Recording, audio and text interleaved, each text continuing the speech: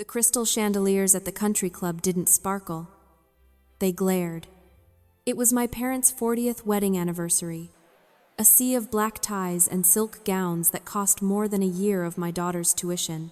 I stood near the edge of the ballroom, watching my 9-year-old, Ava, weave through the crowd. Around her neck was the one thing that proved she belonged, my grandfather's sapphire pendant. It was a promise he'd made to me before he passed, a piece of a legacy I thought was ironclad. Then the music stopped. My father, Jeff, stood on the dais, his face flushed with expensive scotch and unearned pride. He didn't look at my mother. He looked at Ava. In 3 strides, he was off the stage. He didn't ask. He didn't whisper. He reached out and snatched the silk cord from her neck with such violence the clasp bit into her skin. "This is for heirs, not accidents," he barked, his voice booming across the silent ballroom. He shoved her aside, a dismissive flick of the wrist that sent my daughter stumbling back until she crashed into the tiered display of champagne flutes. The sound was deafening, shattering glass, the hiss of bubbles, and then a silence so thick it felt like drowning. Ava was on the floor, her dress soaked, her knee bleeding from a jagged shard of crystal. Not one person moved. My mother, Jennifer, just adjusted her pearls. My sister, Aubrey, took a slow sip of her drink. I didn't scream. My pulse remained a steady, rhythmic thrum. As an investigative journalist, I've learned that when people show you who they are, you don't react, you record. I walked over, picked up my daughter, and looked my father straight in his cold, arrogant eyes. I didn't need a scene. I needed a result. I leaned in just enough for the front row to hear and said 4 words. "I'm taking my share." Have you ever felt like the invisible one in your own family? Like you were just a guest at a table you helped build? Let me know your story down in the comments. Drop a comment and let me know where you're listening from and what time it is for you right now. I'd love to know who's part of our community. The drive home was a vacuum. Ava had stopped crying 5 minutes after we left the club, her small hand gripping mine as I navigated the winding roads. She didn't ask why Grandpa was mean. She didn't ask about the necklace. At 9 years old, she had already learned the most painful lesson of my family. Silence is the only way to survive the storm. I dropped her off with a trusted sitter, kissed her forehead, and went straight to my home office. My phone was a persistent, buzzing insect on the mahogany desk. Jennifer, Aubrey, Jeff, they were all calling. Probably to tell me I was overreacting. Probably to tell me that Ava's injury was an accident and that I should apologize for making a scene at the anniversary gala. I refused to grant them the satisfaction of a response. Instead, I flipped open my laptop, the blue light reflecting in my glasses. Most people in my position would have spent the night weeping. But I'm not most people. I'm a professional observer, and in my world, anger isn't a feeling, it's a fuel. My father thought I was just the extra child, the one he could shove aside once he didn't need me to play the role of the perfect daughter. He forgot that, for the last decade, I've been the one managing the digital back end of the family's estate. I logged into the portal with a clinical precision. My grandfather, the real architect of the family fortune, had trusted me with the administrative overrides because he knew I was the only one who actually read the fine print. I ignored the emotional noise of the night and initiated a forensic security audit. It was 12:03 a.m. In the time it took for my father to finish his 3rd glass of celebratory scotch, I had officially flagged the primary trust accounts for suspicious activity. Because I was a named co-administrator, the system did exactly what it was programmed to do. It locked the gates. The credit cards Jeff used for his country club dues? Frozen. The accounts Aubrey used to fund her boutique's inventory? Inaccessible. I sat back, watching the progress bars move across the screen. My father had spent the evening trying to prove I didn't belong in his world. Fine. Now, he was about to find out how expensive it is to live in that world without me. This wasn't a tantrum. It was a repossession. The silence of my house was a different kind of loud. As I knelt on the bathroom floor, cleaning the dried champagne and blood from Ava's knee, my movements were mechanical. I've spent my life being the reasonable one, the one who cleans up the messes both physical and financial that my family leaves behind.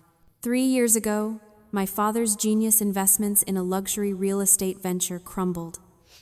They were days away from a foreclosure notice on the estate, the house my grandfather built, the one Jeff claims to love so much. I didn't hesitate. I used $85,000 of my own savings, money I'd earned through grueling investigative work, to clear the debt. Jeff didn't thank me. He just told me it was about time I contributed to the legacy. I watched Ava's chest rise and fall as she finally drifted off to sleep. Looking at her, I felt a shift in my own internal tectonic plates. For years, I'd been the weather something they tolerated, something they complained about when it didn't suit them, but something they couldn't live without. Aubrey was the sun. Everything revolved around her boutique, her influence, and her needs. My mother, Jennifer, spent her life polishing Aubrey's image while making sure mine stayed in the shadows. But tonight, Jeff didn't just insult me. He called Ava an accident. He tried to strip her of her right to exist in this family. And that's when the subscription ended. I realized then that my compassion had been a luxury they'd overdrafted for years. I had been footing the bill for a family that didn't even see me as a person, only a safety net. I realized that biology gives you a name, but it doesn't give you a home.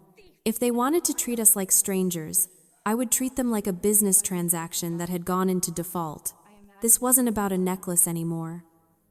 This was about the fact that I had been the silent investor in their version of family, and the return on investment was zero. I stood up, dumped the bloody water into the sink, and watched it swirl away. I wasn't just letting go of the anger. I was letting go of them. I was choosing my daughter over a bloodline that only knew how to bleed me dry. I went back to the laptop. The audit was at 40%. I stared at the screen, my face illuminated by the clinical glow of facts and numbers. For the first time in 32 years, I didn't feel like a daughter. I felt like an auditor, and the audit was just beginning. The audit was a slow-moving storm on my screen, but the real lightning strike happened 3 days later. I was in the middle of an editorial meeting when my office door was practically kicked off its hinges. Aubrey stood there, her face a mask of Botox and genuine fury. She wasn't wearing her usual boutique owner smile. She looked like someone had just told her the world had run out of champagne. "You pathetic, jealous bitch," she screamed, oblivious to my colleagues staring through the glass walls. My payment for the boutique's fall inventory just bounced. My lease payment for the sports coupe declined. "Do you have any idea how embarrassing it is to have your card cut at a dealership?" I didn't stand up. I didn't even blink. I just looked at her, my pen poised over my notebook. "I imagine it's almost as embarrassing as being 34 and still living off a trust fund you didn't earn," I said, my voice as flat as a dial tone. "You think you're so smart because you have a job?" she hissed, leaning over my desk. "Dad is losing his mind. He says if you don't unfreeze those accounts in the next hour, he's going to the police to report you for cyber terrorism. He'll make sure you never work in this town again. You're unfit, Blair. You've always been an outsider, and now you're just a thief." As she ranted, my phone vibrated. A text from Jeff. "Last warning, Blair. Play the lawyer game and I'll strip you of everything. I'll take the house you live in. I'll take your reputation. You're a charity case who forgot her place." I felt a cold, familiar clarity wash over me. For years, I had played their game by their rules, hoping that if I was helpful enough, quiet enough, and loyal enough, I'd eventually earn a seat at the table. But the table was built on my labor and their lies. "Are you finished?" I asked Aubrey. "Fix it, Blair." "Now." I didn't answer her. I picked up my desk phone and dialed Leland, the estate attorney. I put it on speaker. "Leland," I said, my eyes locked on Aubrey's. "I'm sending you the audit logs and the threats I just received. We're moving past the mediation phase. I want a full forensic accounting of every dollar moved into Aubrey's boutique over the last 5 years. And I want to file a formal petition to remove Jeff as lead trustee for breach of fiduciary duty." Aubrey's face went from red to a sickly pale white. The air seemed to leave the room. "Blair." "Wait," she started, her voice suddenly small. "Get out of my office, Aubrey," I said, returning to my notebook. "This isn't family drama anymore. This is a criminal investigation. And unlike Dad, I actually have the evidence. I didn't watch her leave. I didn't need to. I could hear the frantic click of her heels as she ran toward the elevator. I looked back at the text from Jeff. "You're a charity case," it said. I hit delete. The only charity involved in this family was the decade of my life I'd wasted protecting them. That charity was officially over. 2 days later, I was sitting in Leland's office.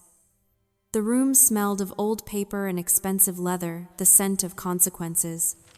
Leland didn't look up from the ledger immediately. He adjusted his glasses, his expression carved from granite.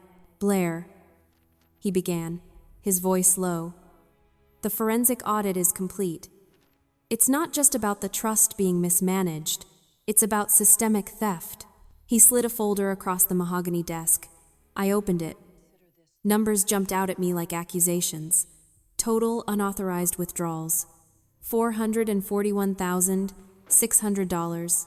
But it wasn't the amount that made the air turn cold in my lungs. It was the signatures. Every single transfer had 2 signatures. Jeff's bold, arrogant scrawl was there, but next to it was a delicate, practiced script I'd seen on every birthday card since I was a child. "Jennifer, my mother, she wasn't just an enabler, Blair," Leland said softly. "She was the architect.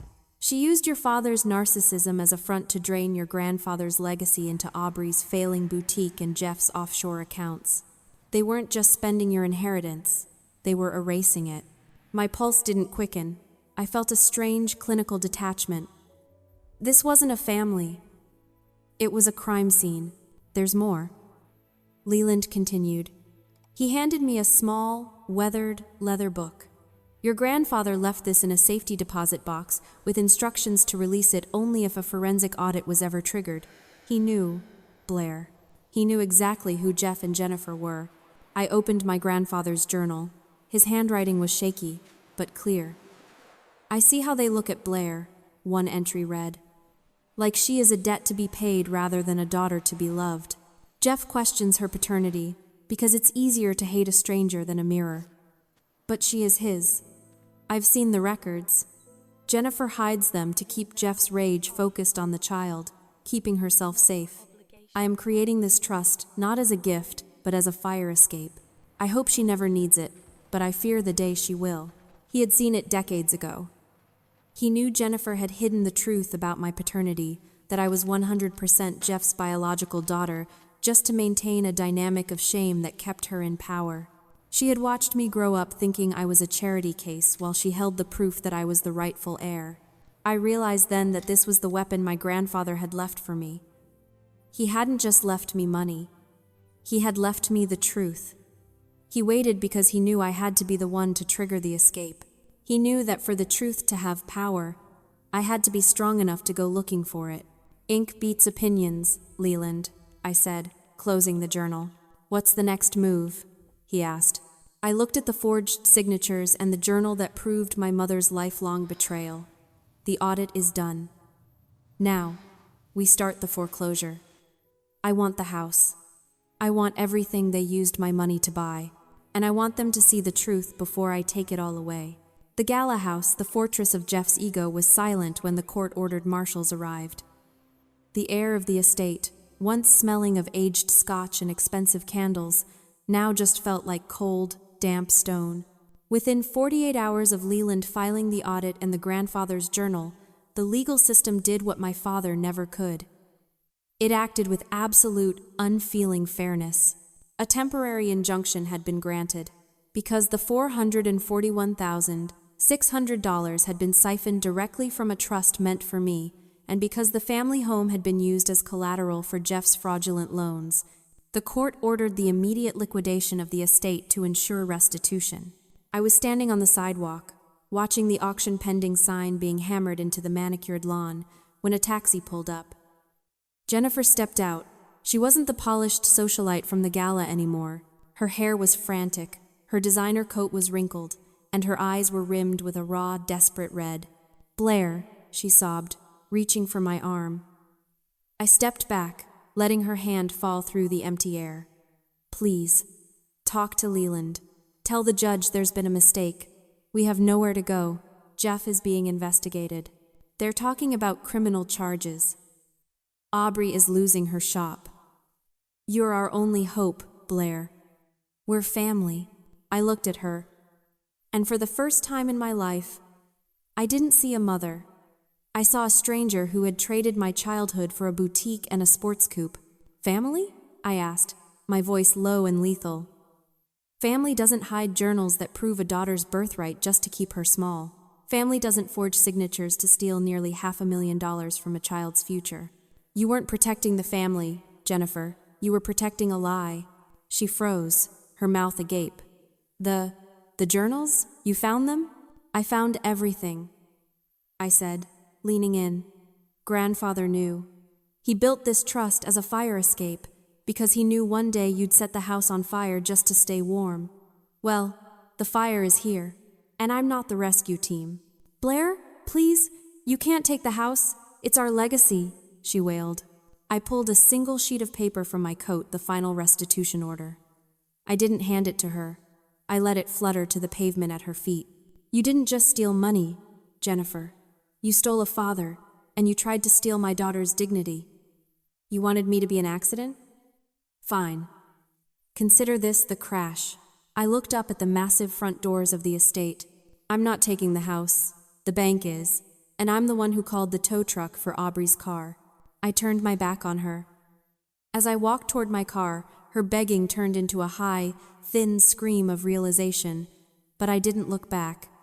The finality wasn't the legal document or the money. It was the fact that for the first time in 32 years, their noise didn't affect my weather. 4 months later, the dust from the auction had finally settled. The $441,600 didn't just represent stolen money anymore. It was the capital for a new life. When the wire transfer finally cleared into my account, I didn't feel a rush of greed. I felt the weight of 32 years of gaslighting lift off my shoulders. It was the sound of a debt finally being paid in full. I didn't buy a sports coupe. I didn't move into a mansion to prove I'd arrived. Instead, I stood in the small, sun-drenched office of my new nonprofit, the Fire Escape Foundation. I used the bulk of the restitution to fund legal aid and scholarships for children caught in the crosshairs of toxic, high-net-worth families' kids who, like me, were being treated as assets or liabilities instead of human beings. I walked down to the beach where Ava was running toward the shoreline, the salt air tangling her hair. She looked lighter. The shadows that had lived in her eyes since the gala were gone, replaced by the simple, uncomplicated joy of a 9-year-old who knows she is safe. In my pocket, I felt the small sapphire pendant. I had bought it back from the estate auction with my own earned income, not the trust. It didn't feel like a heavy family burden anymore. It felt like a piece of art. I looked out at the horizon, thinking about the grandfather I never truly knew, the man who had seen the storm coming and left me a map to the shore. The estate house was being demolished to make way for a sustainable park. Jeff and Jennifer were living in a small, rented apartment in another state, their names permanently tarnished in the circles they once worshipped. Aubrey was working a retail job she hated, finally learning the true cost of $1. I realized then that justice isn't always about seeing the villain cry. It's about the moment you realize their opinion no longer has the power to change your weather. I watched Ava splash in the waves and realized that my grandfather was right. Biology gives you a name, but respect and courage give you a family. I opened my old spreadsheet, the one that tracked every insult, every theft, and every lie. I stared at the final balance, 0. Then, with a steady hand, I hit delete. That night, for the first time in my life, I didn't dream of the gala. I didn't dream of the glass shattering. I slept through until morning, wrapped in a silence that finally felt like peace. If you've ever had to choose yourself over a toxic family, drop a heart in the comments. Let's show each other that being the weather is better than living in someone else's fake sunlight.